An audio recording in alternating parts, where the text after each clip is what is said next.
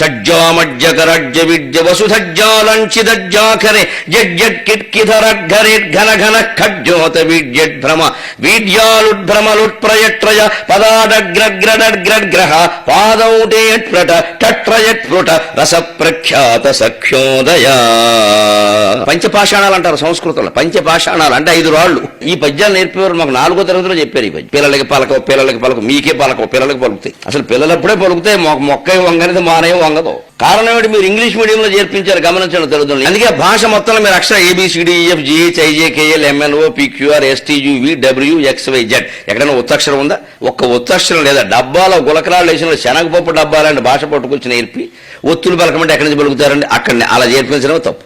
తెలుగు మీడియంలో చదువుకున్న వాళ్ళే అదృష్టవంతులు. జీవితంలో తిరుగులేదు వాళ్ళకి, ఏ పద్యమైనా పాడేస్తారు. వాళ్ళ తప్పు కాదండి, వాళ్ళకి నేర్పిన భాష తప్పు. అందులో ఎక్కడ ఒత్తక్షరం లేదు. దాన్ని నేర్పద్దని కాదు, ఓ 10వ తరగతి వచ్చాక నేర్పు, 6వ తరగతిలో నేర్పు. పుట్టుక దగ్గర నుంచి ఎందుకు?